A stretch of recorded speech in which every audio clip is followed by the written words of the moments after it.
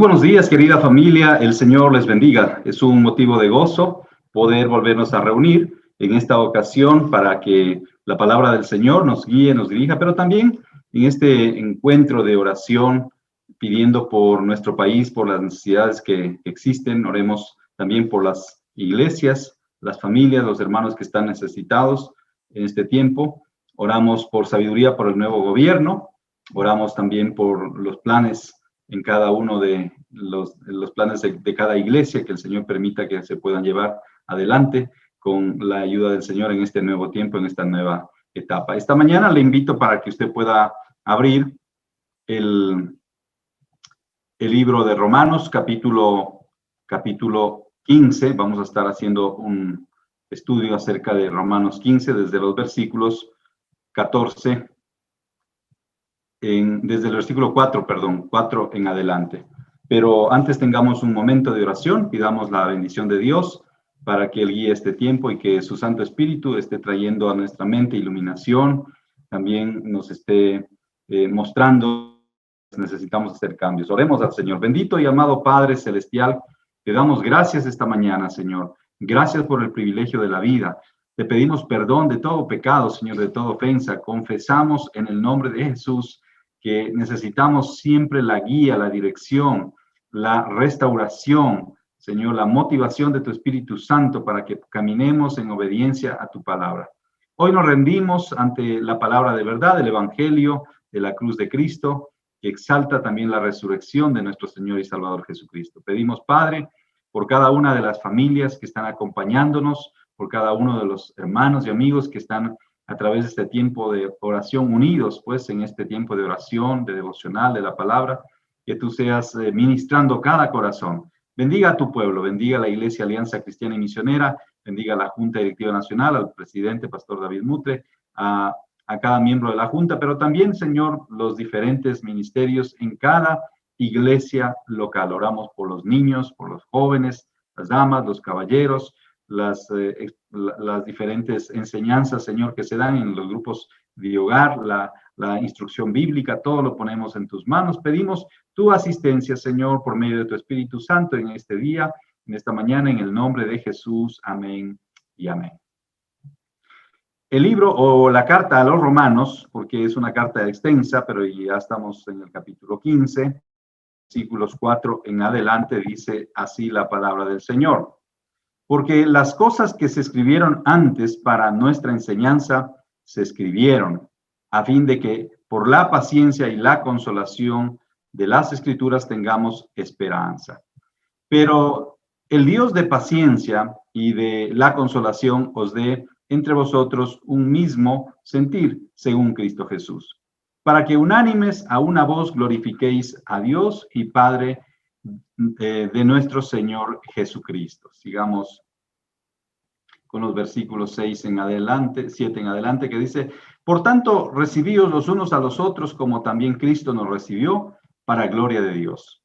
Pues os digo que Cristo Jesús vino a ser siervo de la circuncisión para mostrar la verdad de Dios, para confirmar las promesas hechas a los padres, para que los gentiles glorifiquen a Dios por su misericordia, como está escrito: por tanto, yo te confesaré entre los gentiles y cantaré a tu nombre. Y otra vez dice: alegraos, gentiles, con su pueblo. Y otra vez: alabad al Señor todos los gentiles y magnificadle todos los pueblos. Y otra vez dice Isaías: estará la raíz de Isaí y el que se levantará a regir a los gentiles esperarán en él. Y el Dios de esperanza os llene de todo gozo y paz en el creer, para que abundéis en esperanza por el poder del Espíritu Santo. Pero estoy seguro de vosotros, hermanos míos, de que vosotros mismos estáis llenos de bondad, llenos de todo conocimiento, de tal manera que podéis amonestaros los unos a los otros. Mas os he escrito, hermanos, en parte con atrevimiento, como para haceros recordar por la gracia que de Dios me es dada, para ser ministro de Jesucristo a los gentiles, ministrando el evangelio de Dios, para que los gentiles les sean ofrenda agradable, santificada por el Espíritu Santo. Tengo pues de qué gloriarme en Cristo Jesús, en lo que a Dios se refiere, porque no osaría hablar sino de lo que Cristo ha hecho por medio de mí para la obediencia a los gentiles, por la palabra y con las obras, con potencia de señales y prodigios en el poder del Espíritu de Dios, de manera que desde Jerusalén y por todos los alrededores hasta Ilírico, todo lo he llenado del Evangelio de Cristo. Y de esta manera, me esforcé a predicar el Evangelio, no donde Cristo ya hubiese sido nombrado, para no edificar sobre fundamento ajeno, sino como está escrito: aquellos a quienes nunca les fue anunciado acerca de él verán, y los que nunca han oído de él entenderán. Por esta causa me he visto impedido muchas veces de ir a vosotros. Que el Señor añada bendiciones a su santa palabra. El apóstol Pablo en esta ocasión nos invita a reflexionar sobre el mensaje para la iglesia, el mensaje de esperanza para nosotros. Pues escribiéndoles a los romanos en ese contexto, diríamos, la iglesia en Roma, atravesando momentos difíciles, porque para los creyentes en el Asia Menor y en este caso ya en Roma, siempre fue motivo de estar pendientes a las acusaciones que había de parte de las autoridades, a la persecución. Fue motivo de preocupación el vivir el Evangelio, fue un motivo también de alta turbulencia, diríamos, en la vida espiritual de la iglesia, porque en varios puntos del Imperio Romano existían persecuciones, existían maltrato hacia los creyentes. Y al estar la iglesia en Roma en el ojo del huracán, diríamos, mucho más todavía. Recordarán ustedes cómo Nerón asesinó a tantos cristianos, acusándolos de haber prendido la ciudad de Roma, de haber quemado Roma, y cómo los emperadores mismos encendían a los cristianos como antorchas vivas, ¿sí?, en las calles de Roma. Entonces, el apóstol Pablo tiene un mensaje de esperanza para la iglesia en Roma. Dice acá, pero el hecho de que, en el versículo 5, ¿no es cierto?, el hecho de que Pablo ponga estas palabras en la forma de una oración demuestra que él reconoce que esta es una obra que el Espíritu Santo hace en nuestras vidas. El Espíritu Santo trae gozo, paz, paciencia, ¿sí?, bondad, fe, mansedumbre, templanza, diríamos, fruto del Espíritu Santo. Pero la esperanza nos ha sido añadida también por el Espíritu Santo. Y habla del Dios de la paciencia. Él dice, el Dios de la paciencia. Nuestro Dios es un Dios muy paciente. Así nos enseñan las Escrituras. Así que es lento para la ira y grande en misericordia. Acá la palabra lento no es ofensiva, sino que quiere decir que no está pronto para actuar como nosotros los seres humanos. No podemos comparar a Dios con nosotros, no podemos nosotros ponerle a Dios o sentarle a Dios en el banquillo de los seres humanos y juzgarlo como a un ser humano. Dios es grande en paciencia, en extremo paciente, misericordioso, clemente. Él es muy amoroso, así como es juez justo, está esperando que en este tiempo todas las personas se arrepientan y vengan al conocimiento de la verdad. Dios de paciencia lo llama acá el apóstol Pablo en este pasaje. Muy a menudo nosotros nos encontramos deprisa, pareciera como que si Dios obrara muy lento, ¿sí?, en nosotros y que Dios fuera, que necesita como que le animemos a caminar porque nosotros queremos ir rápido. Alguna vez un predicador dijo, debemos ir a la velocidad de Dios.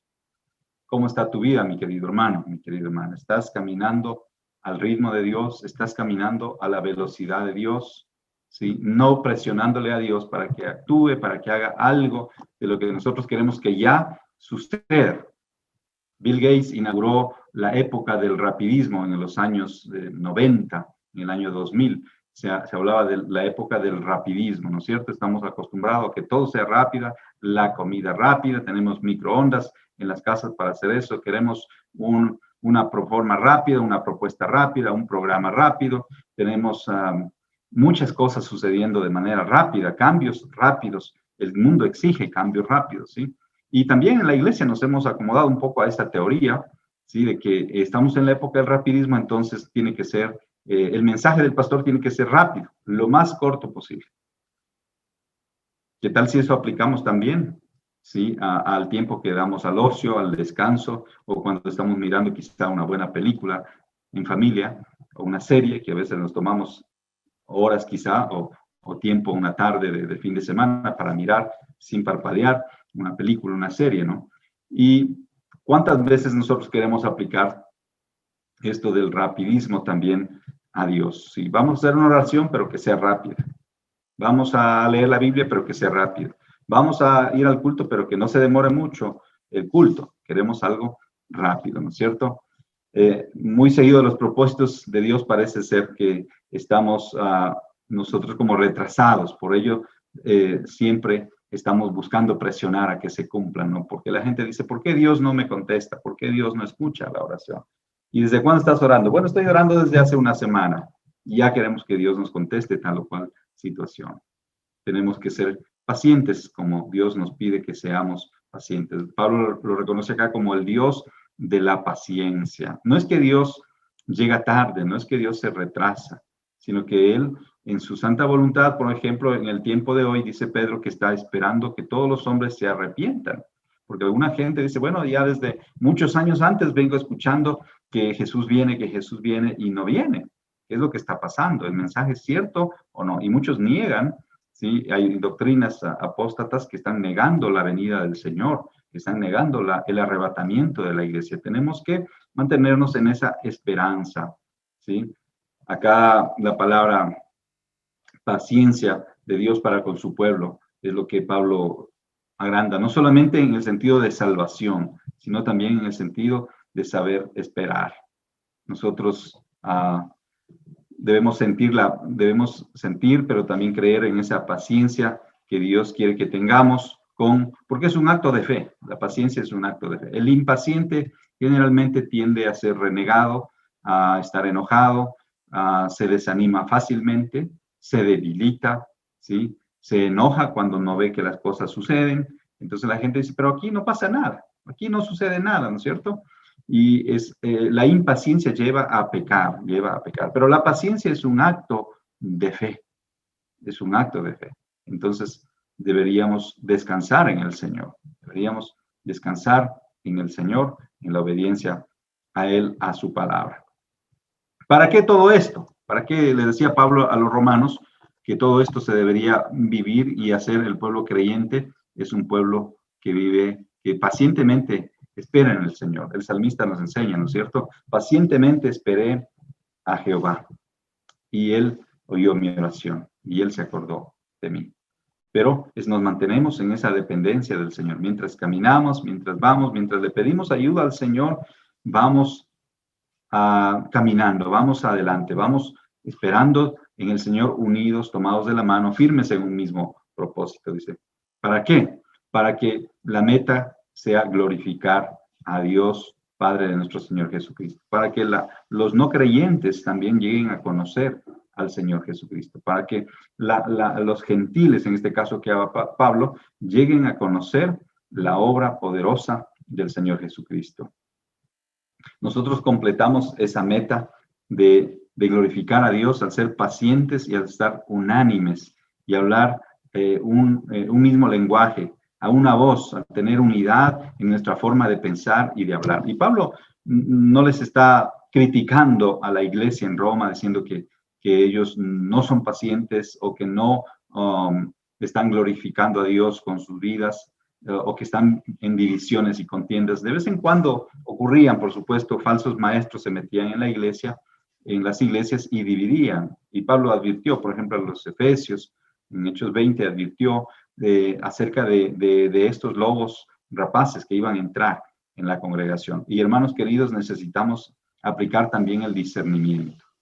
Aplicar el discernimiento, porque hay falsos líderes, hay falsos apóstoles, hay falsos pastores, hay falsos predicadores, ¿sí? Hay gente que se mete en las iglesias para dañar, para estorbar el plan, el propósito de Dios, para dividir. Y yo llamo siempre la atención del pueblo de Dios, sobre todo de los líderes, a mantenernos unidos, a caminar juntos de la mano del Señor, a ser pacientes, a orar unos por otros y a poner también el hombro para apoyar en en la obra que la iglesia está llevando adelante. No debemos ser desleales con el evangelio, promoviendo la división. No debemos ser desleales con el Señor, promoviendo la división en la iglesia, porque esto no glorifica al Señor. La murmuración detiene el obrar de la iglesia del Señor. El chisme, la murmuración, la queja, ¿sí? Detiene el obrar del Señor. Más bien deberíamos humillarnos y deberíamos en un solo cuerpo caminar juntos, buscar la guía del Señor, orar, hablar. Muchas veces nos dejamos llevar por chismes, nos dejamos llevar por cuentos. En la misma iglesia sucede esto lastimosamente, ¿sí? De que algo está pasando, algo está ocurriendo, a veces críticas al pastor, críticas al cuerpo de diáconos, críticas a los líderes, y no buscamos la guía del Señor, y no buscamos en oración los pasos que debemos dar, y no vamos quizá a la fuente para preguntar sobre este asunto o sobre aquel asunto que está ocurriendo quizá en la iglesia, porque en todas las iglesias hay problemas, en todas las iglesias hay dificultades, en todas las iglesias conocemos también líderes que son carnales o líderes que están en proceso de formación en el servicio, y debemos tener paciencia para que no dañemos la unidad de la iglesia.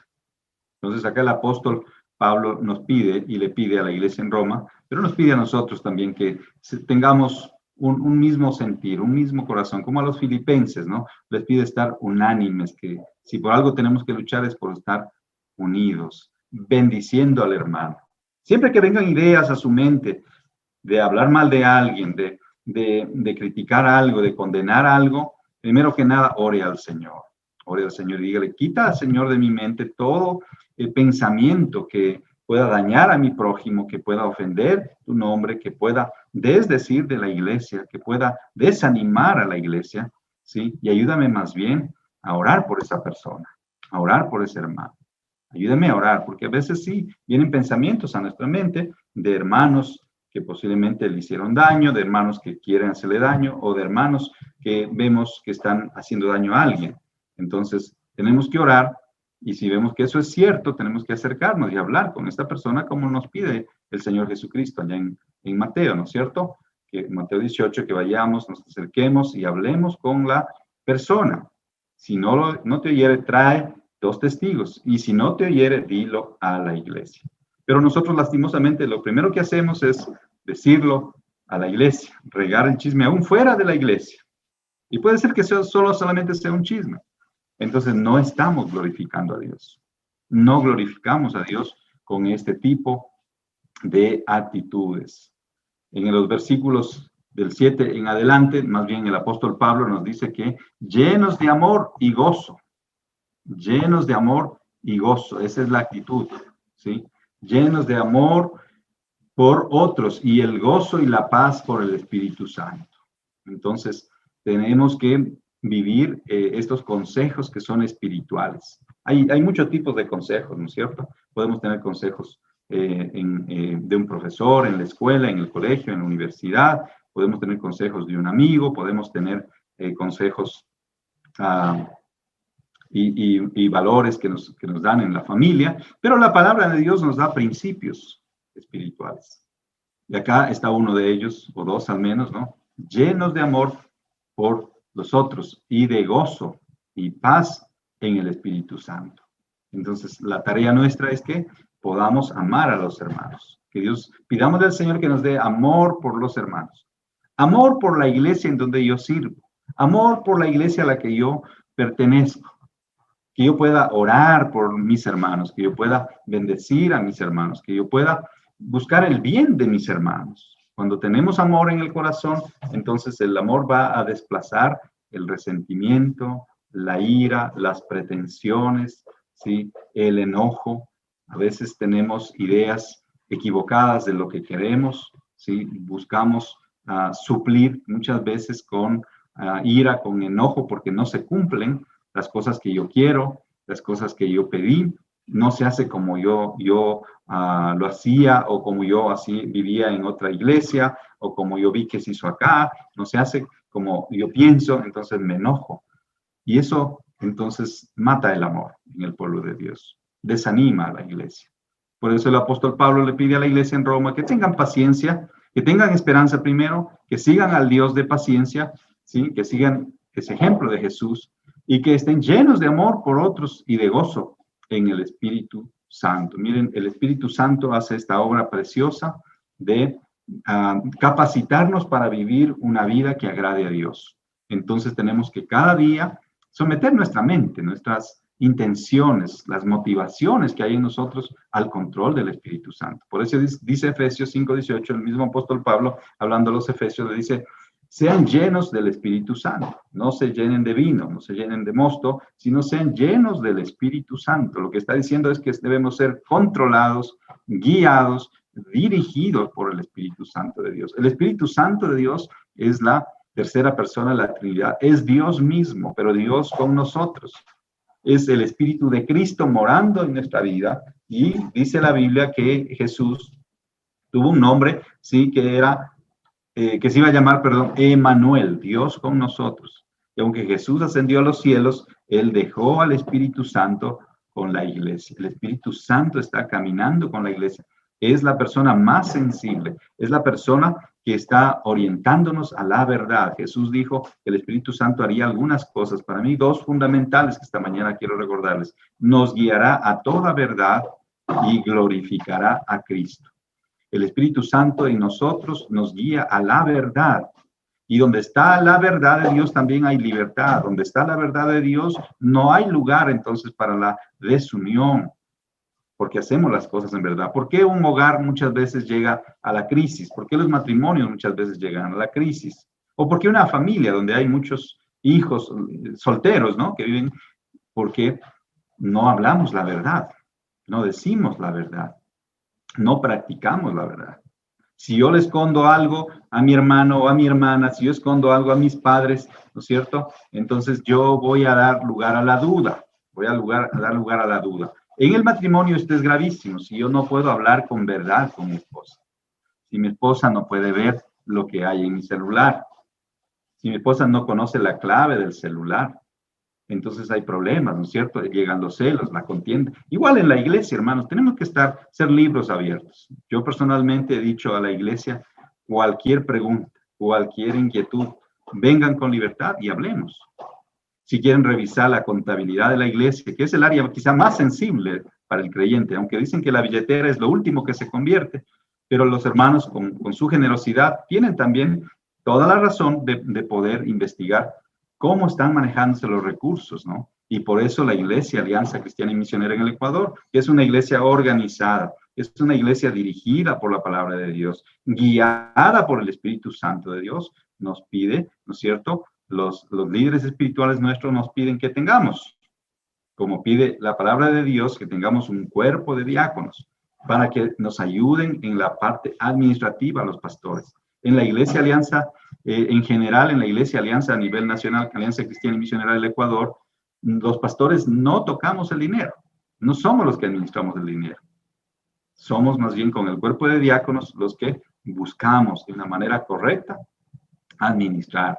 Esto hará que los hermanos tengan paz, que la iglesia esté en paz y que la iglesia también esté gozosa, sabiendo que en verdad damos el diezmo, y los pastores y los diáconos somos los primeros en entregar nuestros diezmos y ofrendas a la iglesia. Somos los llamados a ser ejemplo.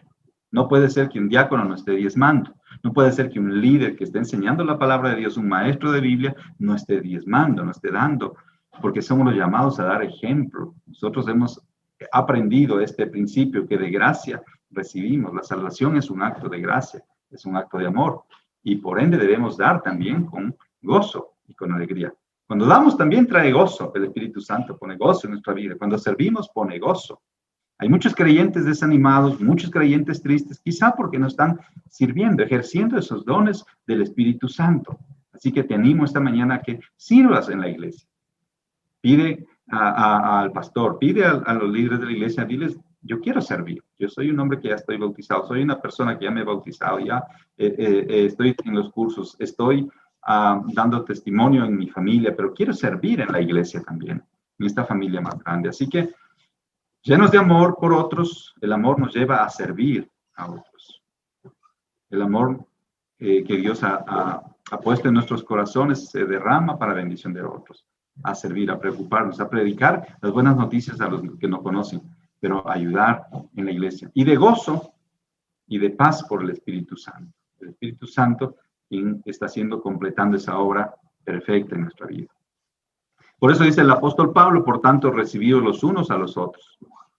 En lugar de dejar que haya asuntos o contiendas que dividan a la iglesia, ¿no es cierto? Hay, muchas veces se pelea y disputas en la iglesia que dividen el cuerpo de Cristo, ¿sí?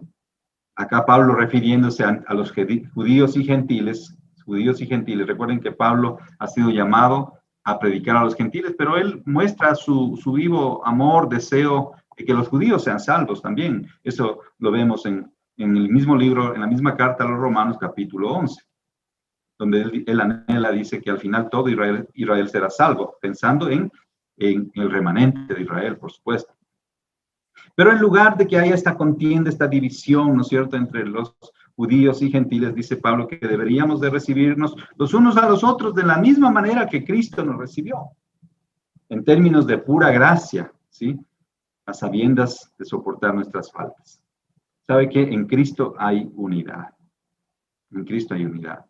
Cuando Cristo es el centro de nuestras vidas, podemos tener unidad, podemos practicar esta unidad.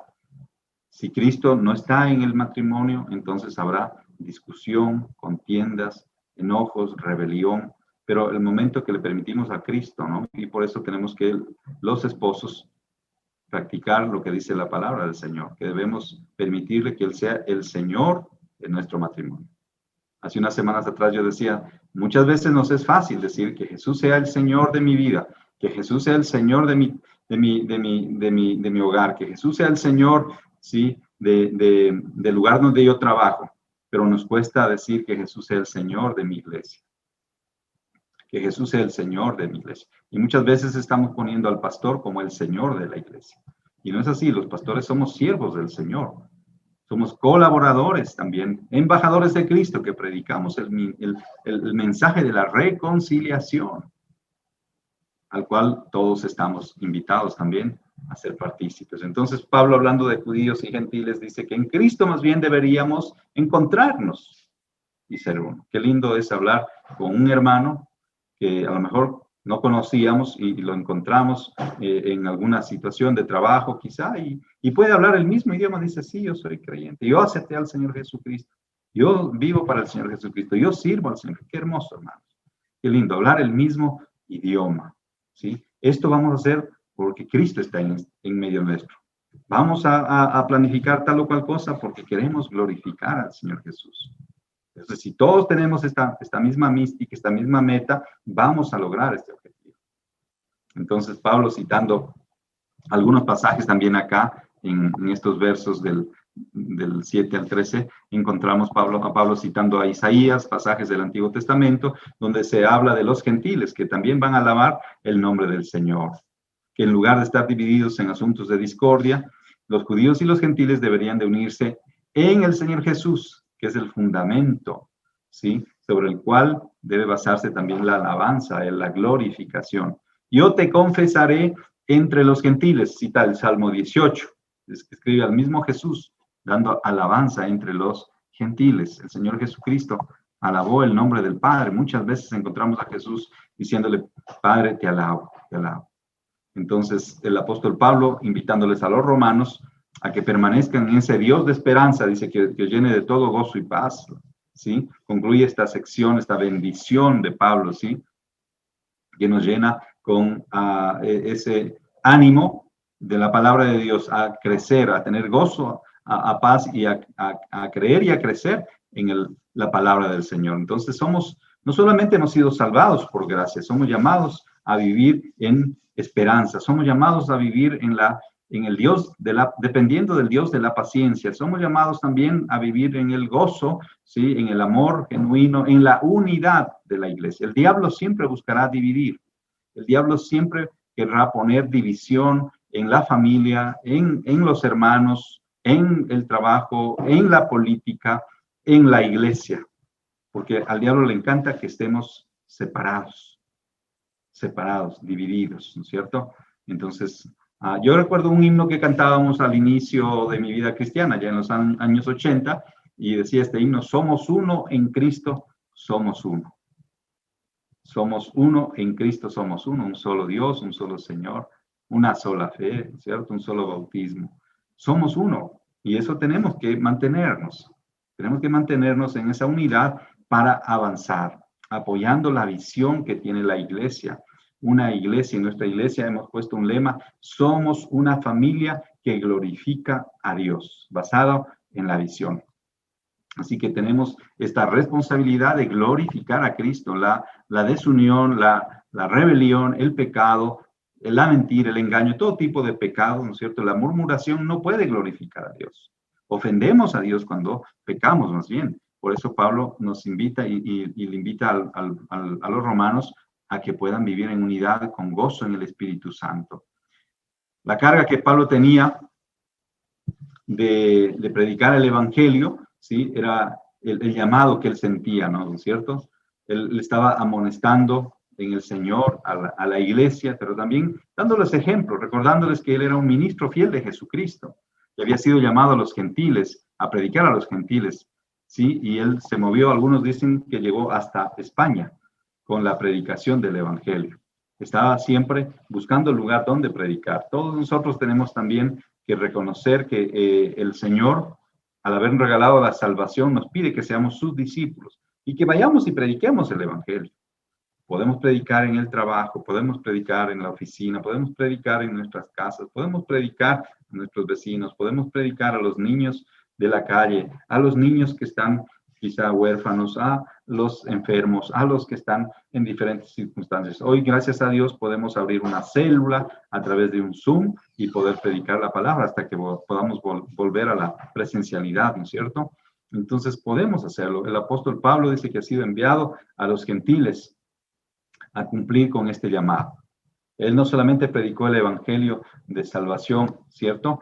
Sino también los instruyó a los creyentes para vivir delante de Dios. Y en cada iglesia donde él fundaba, ponía dirigentes, ponía ancianos, pastores y líderes que cuiden la iglesia. Y él se mantuvo haciendo así, predicando el evangelio. Ahí tenemos hombres, discípulos como Timoteo, Tito, ¿sí? Que estuvieron con Pablo, que fueron guiados a dirigir luego iglesias, ¿sí? ¿Para qué toda esta predicación, hermanos? ¿Para qué? Para que, dice Pablo, para que el mundo obedezca al Señor, para que el mundo glorifique al Señor. Estamos en los versículos 14 al 16. Para que los gentiles le sean ofrenda agradable al Señor. Cuando los gentiles viven glorificando a Dios, entonces esa ofrenda agradable a Dios, santificada por el Espíritu Santo, ¿sí? Por la redención que Él está haciendo en nosotros, le glorifica al Padre, glorifica al Padre. La idea es entonces que debemos seguir predicando para que la gente obedezca al Señor. Mire cómo vive el mundo, enfrascado en los problemas, en la corrupción, la gente buscando hacer dinero para sí mismo, la gente cayendo presa, ¿sí? del dinero, matan por dinero, mucha gente mienten por dinero, se venden, se prostituyen por dinero, buscan cómo acrecentar el dinero en sus arcas, cómo llevar dinero hacia su bolsillo, y no les importa si este dinero es del narcotráfico, si es de venta ilícita de productos, no les importa, porque están enfrascados en el materialismo, en el pecado del individualismo y del materialismo. Pero la Biblia y el apóstol Pablo dice acá que él está predicando para que la gente se vuelva a Dios y le obedezcan a Dios y le sean ofrenda agradable a Dios. Dios es el dueño de las almas. Por eso decimos, nadie puede quitar la vida a nadie. Solo Dios. Dios es el dueño de las almas. Dios es el dueño de los niños y queremos que los niños glorifiquen el nombre de Cristo, que los jóvenes glorifiquen el nombre de Cristo, como una ofrenda, obedeciéndole a Dios, una ofrenda agradable, santificada a Él por el Espíritu Santo. La necesidad de tal sacrificio que ha escrito Pablo aquí en Romanos 15, 16 está llena con el lenguaje también del sacerdocio, ofrenda agradable. Este es un lenguaje sacerdotal que se usaba, ¿no es cierto? Entonces, hoy en día todos somos ministros del nuevo pacto. Todos estamos llamados a ministrar, a ser sacerdotes de nuestro hogar, de nuestra familia, de nuestras casas, de nuestros hijos, y a cuidarnos y animarnos mutuamente a seguir adelante, para que de esta manera también los gentiles puedan ser un sacrificio agradable a Dios. Los demás compatriotas nuestros, los latinoamericanos, los que no conocen al Señor, ¿no es cierto? Los que están hoy en la India sufriendo muchísimo, en muchos otros países, debemos orar por ellos para que conozcan al Señor, para que se arrepientan y lleguen a conocer al Señor. Oremos por nuestros misioneros, ¿no es cierto? Para que el Evangelio les llegue también, ellos sean los portadores del Evangelio y llegue a esta gente que no conoce al Señor. Pablo termina el mensaje, y antes de concluir yo quiero hacer una pequeña oración esta mañana, sobre todo por nuestro gobierno. Quisiéramos orar para que Dios traiga la paz al Ecuador y se pueda gobernar, y el presidente Lasso, en este caso, sea un hombre que también tema al Señor y haga las cosas bien, y que no haya en su gobierno corrupción, que los que están en la política se arrepientan, le busquen al Señor. Oremos al Señor. Padre, gracias por el Ecuador, y oramos porque este país pueda ser un país de bendición, Señor, porque la gente acá, los ecuatorianos, puedan conocerte, puedan obedecerte y puedan presentar ofrenda agradable a ti, santificada, guiada por el Espíritu Santo. Señor, en otras palabras, lo que estamos diciendo es que oramos por la conversión de los ecuatorianos, que perdones el pecado de Ecuador, y que, Señor, tomes la vida también de nuestro presidente, y que él pueda hacer las cosas bien, que se pueda servir al país, para que el país pueda tener trabajo, Señor, para que los hombres nos arrepintamos de este pecado tan terrible de corrupción, de maldad, de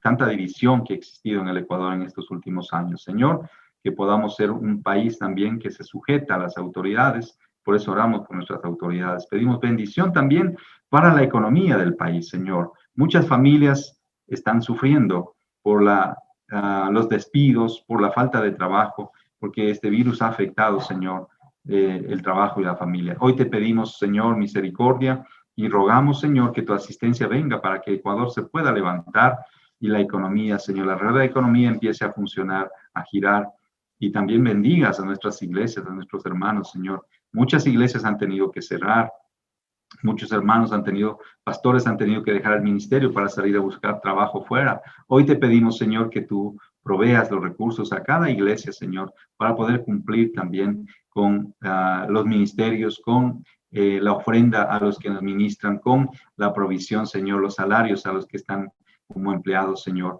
Gracias también por tu provisión que en medio de toda esta pandemia hemos visto, Señor. Oramos por las iglesias que están haciendo ese gran esfuerzo de ayudar a los necesitados, Señor, que nunca se acorte esa mano de bendición, de ayudar a los necesitados, Padre. Gracias, gracias, Padre, por lo que estás haciendo, por lo que vas a hacer, en el nombre precioso de Cristo Jesús. Amén y amén.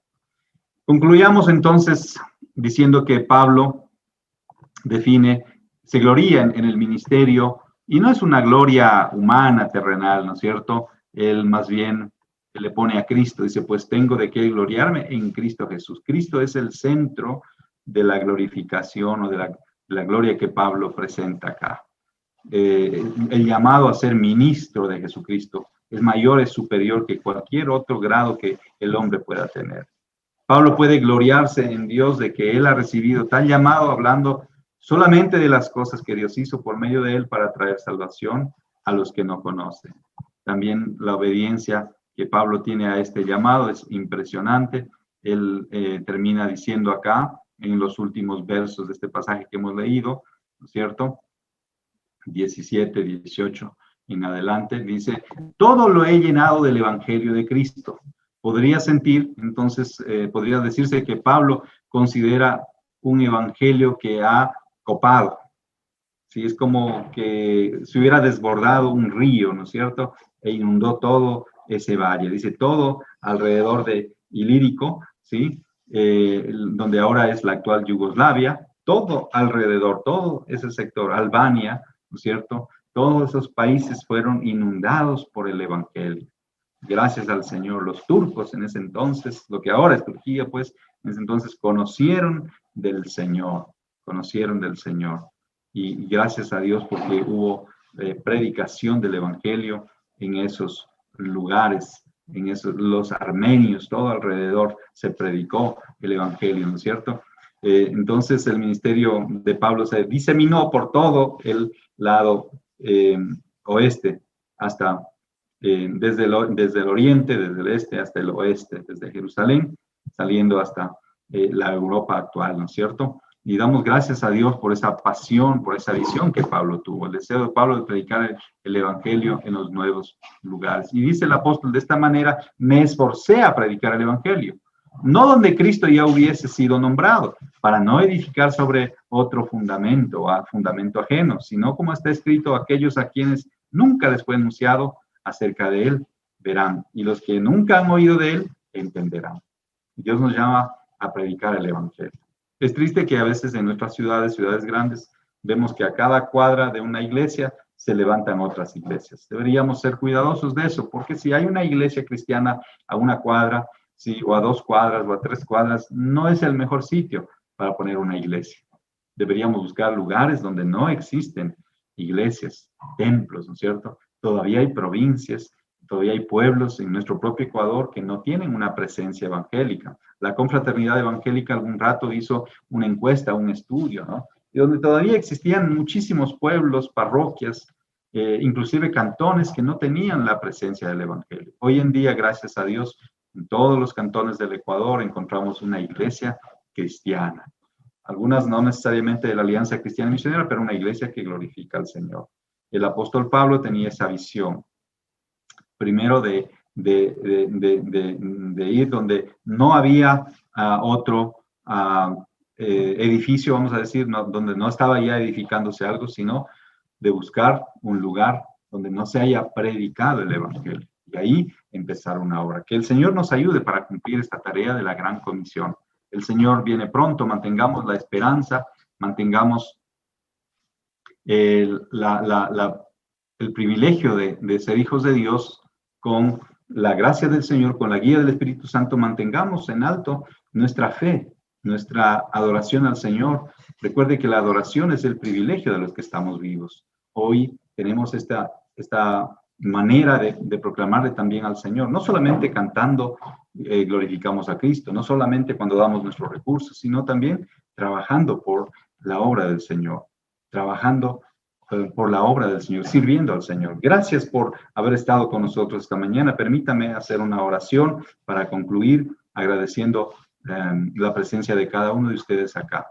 Bendito y amado Padre Celestial, hoy oramos también por las manos generosas, Señor, por los corazones dadivosos que han permitido que a pesar de la pandemia, que ha pasado ya más de un año, Señor, la iglesia y las iglesias, muchas, Señor, se mantengan activas, se mantengan sirviendo. Si es cierto, algunas han decaído, se han cerrado algunos templos, Señor, pero sabemos que la iglesia puede continuar si con la bendición tuya este virus ya desaparece, los contagios desaparecen, Señor, por lo cual oramos para que también la vacunación pueda ser efectiva, pueda surgir el efecto necesario, que no haya efectos colaterales y que las iglesias podamos volver a reunirnos, a congregarnos con libertad. Bendice a los niños que ahora van a ingresar nuevamente a las escuelas, a los jóvenes que van a volver a las universidades. Líbranos del mal, Señor, y pedimos para que se agilite el plan de vacunación. Bendiga a tu pueblo, bendiga a tu iglesia. Hoy pedimos, Señor, que en esta semana que iniciamos, Señor, tu gracia y tu favor nos acompañe. Por Cristo Jesús. Amén y amén. Gracias por haber estado con nosotros. El Señor les bendiga, les guarde. Seguimos adelante confiando en el Señor, orando y manteniéndonos fieles en la palabra del Señor. Una bendecida semana.